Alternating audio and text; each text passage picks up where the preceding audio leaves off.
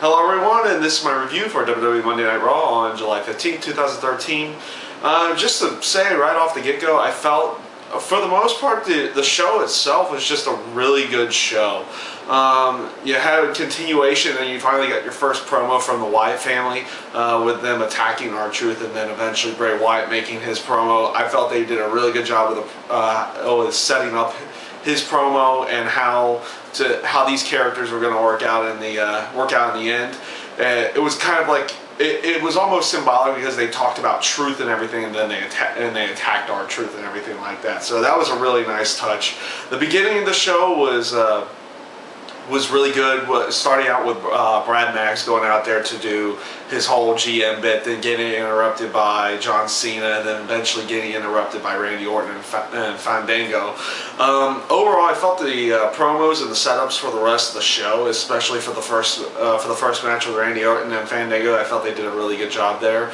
And overall, the match with Fandango and Randy Orton was a really good match. I've said in the past, the Fandango character really isn't growing me as a character, but he's at least really good in the ring and can perform really good matches at this point, so that's at least a plus side on that.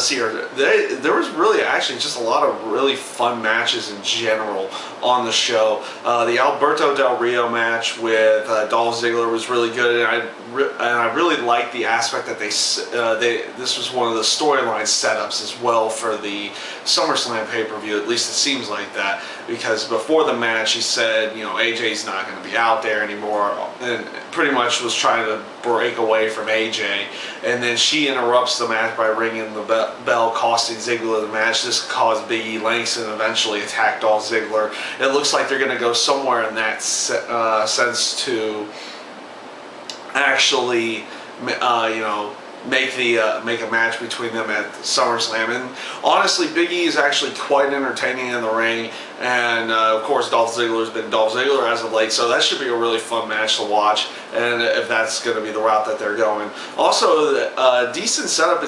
I thought they were going to go a little bit slower with this one over the time, but it seems like they're just going to go straight into it with the Cody Rhodes and Damien Sandow thing, the play off of the Money in the Bank ending, the Money in the Bank ladder match ending, where Sandow basically betrayed Cody Rhodes and ended up winning the Money in the Bank ladder match. So I'm liking where they're going to go with that. I'm not sure if they're going to keep Cody as a full face after the Damien Sandow storyline, but we'll see where they go with that aspect too, because they haven't really worked Cody Rhodes as a face in any of his feuds in the past, so this is kind of the first time he's going in that sense. Also, the setup between Brock Lesnar, the setup for Brock Lesnar CM Punk was really good. The promo between Punk and Heyman was a great promo, really fun to watch, and then eventually leading into the Brock Lesnar attack on CM Punk. So, really good segment there as well. The match between RVD and Chris Jericho was just a phenomenal match. Just a great pleasure to watch that match happen and unfold throughout the entire thing. Just overall, obviously, probably match of the night. Though you had some other really good ones in there as well. So yeah, you always knew that those two could put a really good match together. I wasn't expecting them to put that kind of a quality of match into a Monday Night Raw match. I figured that if they were going to do anything, they were going to wait for a pay-per-view sense in there. Even the Divas match was okay. They actually gave them more than 2 minutes. So they gave Naomi and Brie Bella more than 2 minutes in there. It came off as at least an okay match. So that was at least nice that they gave them a little bit more time than you typically get out of the Divas match. The only real segment I think I didn't really care for all that much was, and I guess it will just be to see how they play it up in the long run, was the Brad Max backstage statement with Stephanie McMahon and Triple H. It just felt like they were kind of playing the whole awkward type deal and trying to make Brad Max feel uncomfortable and everything in that sense. And honestly, I never really liked where the Brad Max character was. This is probably the first time I actually liked where they went with it in general, because when he was speaking, he was always speaking in like these weird weird tones, and it felt like he was very uncomfortable behind the mic. But with tonight, for the most part, and most of his backstage segments and the promo in the ring, it seemed like he was beginning to feel more comfortable behind the mic, and it just came off a little bit better. But the segment with Triple H and Stephanie and him, they kind of try to throw that whole awkward deal in there.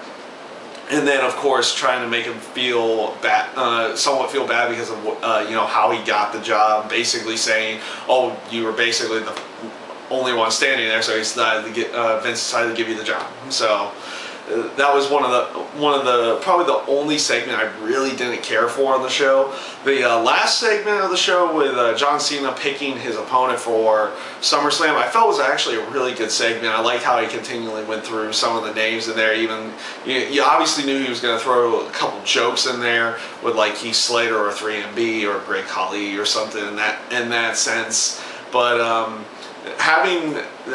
it was nice seeing the reaction and like the serious tone right at the end when he made the selection of Daniel Bryan. Obviously, this has been the plan from the get-go. They've been seemingly wanting to go towards John Cena versus Daniel Bryan at SummerSlam, and the reaction from the crowd was really nice. Just gigantic pop when he decided to pick Daniel Bryan. And I liked how Cena kind of went from that I'm going to be joking about some of these guys and also being serious, like with the Y2J or RVD or Alberto Del Rio or even Randy Orton. And then when he picked Daniel Bryan, went back into that very serious mode with the pick as well. The promo overall I felt was a really good promo, really nice way of ending the show. And a great setup going into the SummerSlam pay-per-view. You had some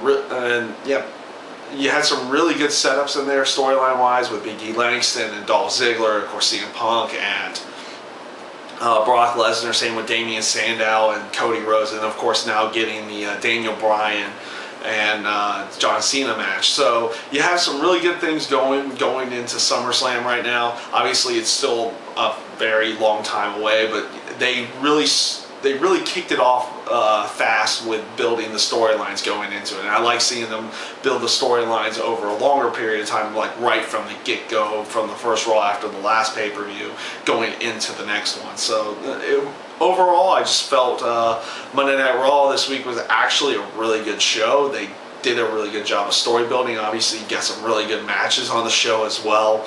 And yeah, that's my review this week for Monday Night Raw. I thank you guys for watching, and I hope you enjoyed.